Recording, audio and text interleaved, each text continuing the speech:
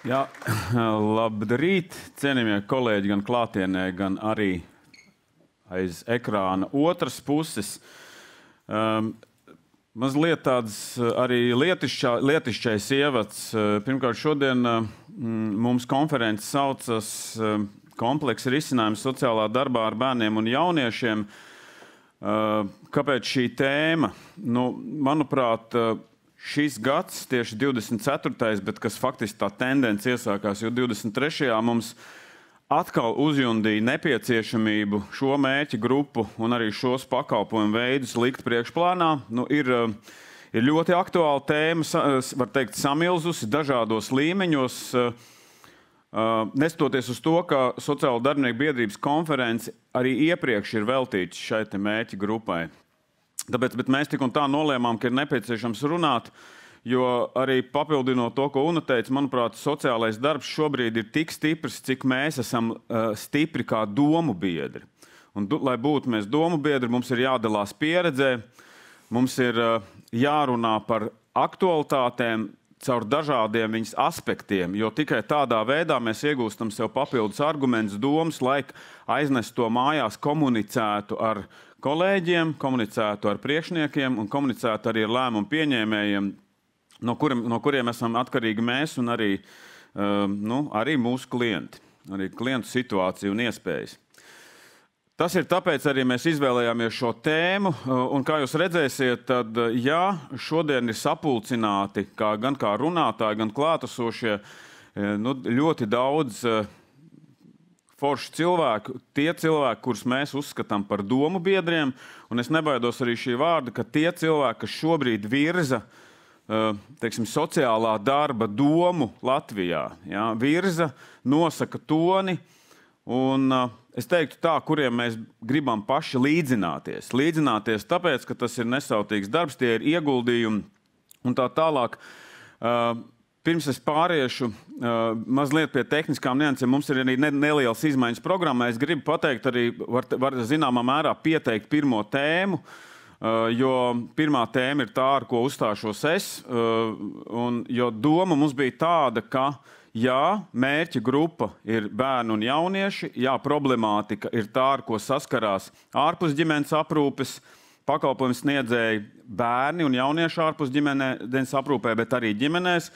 Bet mēs vēlamies pagriezt, teiksim, veidot šo pagriezienu punktu caur pilnīgi citu skatu, caur savādāku perspektīvu. To, ko reizēm mēs saucam par sociālo ieguldījumu perspektīvu vai sociālo investīciju perspektīvu. Par to, kāpēc tas tā, jo tas ir pilnīgi savādāks skats uz pilnīgi visu, uz sarunām ar politiķiem, uz sarunām ar saviem darbiniekiem un arī uz darbu ar klientu. Bet par to nedaudz vēlāk. Šobrīd dažas tās izmaiņas, kas mums ir paredzētas, viņas ir nelielas, būtiski neskars ne sākuma, ne beigas, bet pirmkārt mums kā trešais runātājs ir pieteikta komunikācijas eksperte Kristīne Tjārve. Viņa runās ātrāk, vienu prezentāciju ātrāk, un līdz ar to Kristīne Veispala un Gita Remes runās pēc tam. Jo Kristīnei Tjārvei ir jābūt citā vietā jau, un mēs augstu novērtēsim, ka viņa ir klātienē šeit. Tāpat mums arī slimības dēļ izkrīt viens dalībnieks, tā ir Gita Niedrīte, kuris gribēja stāstīt. Mēs gribējām, lai arī sociālā darbinieka stāsts izskan, bet slimības dēļ viņai ir cieta balss un nevar parunāt, un līdz ar to mēs esam spiesti atteikties, bet mums klāt ir nākusi Līga Bērziņa, kuru pastāstīs par arī jauniešiem, par darbu ar jauniešiem ar sarežģītu uzdību. Es domāju, tas arī pirmkārt ieiet šajā tēmā, otrkārt ir ļoti interesanti. Tā kā šīs nelielās izmaiņas piesakot, droši vien tas sanāk arī tā, ka es pats pārēju plūstoši pie savas prezentācijas. Jā, pie savas prezentācijas. Un kā jūs redzat, nosaukums varbūt kādam var likties tāds, pretenzijos, varbūt negaidīts, varbūt savā ziņā arī, teiksim, lielas ekspektācijas radošs, bet es ceru, ka es ceru, ka tas mans viedoklis, pie kā es esmu nonācis arī savā darba praksē pie attīstot sociālos pakalpojumus, komunicējot ar lēmumu pieņēmējiem, ar sociālo pakalpojumu sniedzējiem. Es ceru, ka jums iedos dažas pārdomas, varbūt arī kādus argumentus vai instrumentus savā darbā runājot un attīstot sociālos pakalpojumus. Es šajā slaidā drusku gribu ielikt ievirs, par ko vispār es runāšu.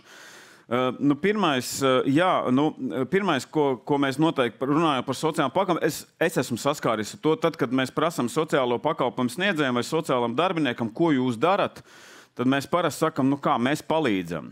Mēs palīdzam. Un drusku, es pateikšu godīgi, man liekas, ka mēs paši sev izdarām sliktu, iestrēkstot uz šo vārdu. Es pateikšu, kāpēc? Tāpēc, ka palīdzēt var pirmkārt jebkurš. Palīdzēt ir diezgan tāds, nekonkrēts jēdziens, palīdzēt var izdarot sliktu, palīdzēt var neko nepalīdzot.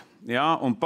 Respektīvi, manuprāt, mums ir jāmaina mūsu leksika, jo vārds meklē vietu, ar vārdu mēs iezīmējam lauku, ko mēs darām.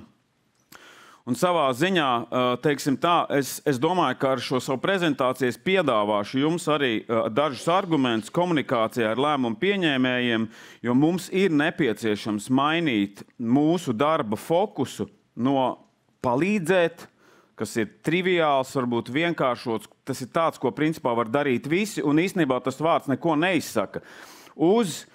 Es meklēju to, uz ko tad mainīt. Manuprāt, mums, jo sociālās investīcijas kā jēdziens, kur es gribu arī mazliet demistificēt, respektīvi, lai viņš nav kā mīts, kuram mēs paļaujamies, ticam, ka, ja tas piepildīsies, tad nezinu, kas notiek. Kas tas tāds vispār ir? Brīnums kaut kāds, burju nūjiņa, nezinu.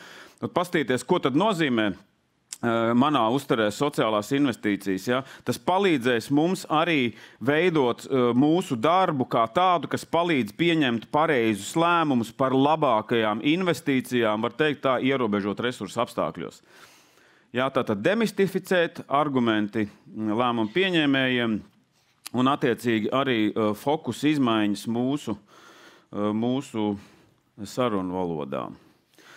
Es uzreiz gribu pateikt to arī, ka es nerunāšu ekonomiskos terminos, jo viena no lietām, ar ko saistās sociālo ieguldījumu jēdziens, ir tā tad mums nāks atpakaļ nauda. Ieguldījumi mēs tāpēc, lai vēlāk atnāk vairāk naudu. Tas droši vien ir taisnība, bet es tādā kategorijās nerunāšu. Es runāšu, jo es neesmu ne ekonomists. Es domāju, mana pieredze rāda tā, ja tu spēj pareizi noargumentēt, loģiski, caur cēloņu seku kaut kādu loģiku un tam līdzīgi, tad tev nav jāiesniedz detalizēti aprēķini, jo katram loģiski domājušam cilvēkam ir skaidra izvēle. Bet droši vien, ka tu šo manu pieeju var kombinēt arī ar skaitļiem, ja? Bet par visu pēc kārtas. Pirmais, ar ko es gribu sākt, it kā pavisam vienkārši, tā ir mūsu maize. Problemātika, tātad nevēlama apstākļi, ar ko mēs strādājam. Bet ir viena lieta, ko es vēlos jums pievērst uzmanību. Jebkuru problēmu, teiksim tā, problēma tie ir nevēlama apstākļi, ja, kaut kas nevēlams cilvēku dzīvēs, mēs varam uz viņu paskatīties vismaz divējādi. Vai nu kā uz personisku problēmu, vai kā uz sociālu problēmu. Respektīvi, mums viens un tas pats nosaukums var, un īstenībā mums var sagrozīt galvu, ja mēs ejam pie kāda un sakam, klausieties, bet tā ir problēma, kas jārisina plašākā līmenī. Cilvēks pretī mums runā kādā sakarā, tas problēmas skartais pats ir vainīgs. Un ko mums ar to darīt? Lūk, tas ir tieši tāpēc, ka jebkuru, piemēram, bezdarbs, piemēram, bērnu uzvedības traucējumi, ja, un tā tālāk, viņus var uztvert gan kā personiski, gan kā sociālu problēmu. Un ja mēs kaut ko uztveram kā personisku problēmu, tad tās ir negatīvi apstākļi, kas rada sekas konkrētā cilvēka dzīvē. Tad mēs sociālajā darba mikro līmenī tā arī strādājam. Mums atnāk klients, negatīvi apstākļi. Mēs domājam, ko viņš var mainīt pats savā dzīvē, kas viņam ir jāmaina attieksmē, uzvedībā, prasmēs, kas viņa dzīvē ir jāizmaina. Savukārt sociāla problēma, es viņu noformulēju mazliet savādāk nekā varbūt ir, ka jūs apstīsieties vārnīcās. Manuprāt, sociāla problēma ir personiskās problēmas, kas rada negatīvas sekas tiem, kuriem nav personiskas problēmas. Respektīvi, tas rada negatīvas sekas tiem, kuriem sākotnēji šī konkrētā lieta nav problēma. Respektīvi, bezdarbs kā tāds rada problēmas arī citiem cilvēkiem, kuri ir strādājoši. Jauniešu uzvedības problēmas rada problēmas arī tiem, kuriem nav jauniešu ar uzvedības problēmu un tā tālāk. Tā ir mana sociālās problēmas izpratne, jo mūsu ideja risinājums ir mainīt procesus, palielināt iespējas, nodrošināt publiskos resursus. Un, respektīvi, ideja ir tāda, tā kā mēs, bet visbiežāk tā kā tie, ar ko mēs runājam, uztver un definē sociālo problēmu, tas ietekmēs mūsu lēmums un tā tālāk. Mēs šodien mums arī ir klātbūs arī sociālais pedagogs no skolas, tas ir, kas arī atšķaidīs sociālo darbinieku mūsu grupiņu. Ja? Un mēs labi zinām, ka sociāli, uzvedības skolā var uztvert kā bērna problēmu un varbūt arī kā iestādes, kā vides problēmu. Ja? Un atkarībā no tā, kā mēs to uztversim, tāds risinājums meklēsim. Un kāpēc es to visu saku? Tāpēc, ka tātad ne katra problēma, ko mēs uzskatām kā sociāla problēma, arī citi var uzskatīt kā sociāla problēma. Un no vienas puses mums ir jāapzinās, ka šie nevēlamie apstākļi ir daudzšķautņaini, tātad mums viņi ir jāspēj sadalīt, izanalizēt, saprast, un līdz ar to mēs radām pamatu, kā mēs to pasniegsim. Tātad tikai caur sociālās problēmas izpratni, tātad var teikt tā, mēs uzkonstruējam problēmu par sociālu problēmu. Respektīvi, sociālā problēma savā ziņā ir konstrukts, kuru mēs paši kā sociālie darbinieki varam palīdzēt padarīt redzamu, ja? Un lai mēs veiksmīgi komunicētu ar lēmumu pieņēmējiem, arī vadītājiem, arī citiem speciālistiem citās nozarēs, kad ir vajadzīgs kaut kas vairāk nekā tikai individuāli cilvēku darbības un izmaiņas, mums ir jāveic šīs te darbības, jo tikai tad, ja mēs saprotam, ka tie apstākļi skar plašāku sabiedrības daļu, ka tam ir slēpti un neslēpti, respektīvi ne tikai no personas atkarīgi iemesli, kad ir arī varbūt reizēm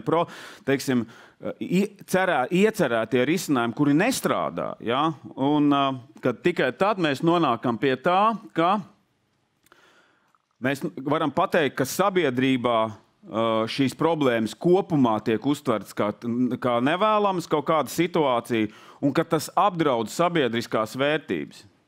Jo, saprotiet, ja viens cilvēks ir bezdarbnieks, tas neko neapdraud, bet ja daudzi cilvēki ir bezdarbnieki, tas apdraud arī sabiedrību kopumā, tas apdraud vērtības, jo viena no vērtības, mūsu satversmē arī ir ierakstīts, ja es pareizi atceros, neatceros precīzi, bet principā šis produktīva cilvēka koncepts, ka katram ir jābūt iespējām un tiesībām un arī ir pienākums būt produktīvam sabiedrības loceklim.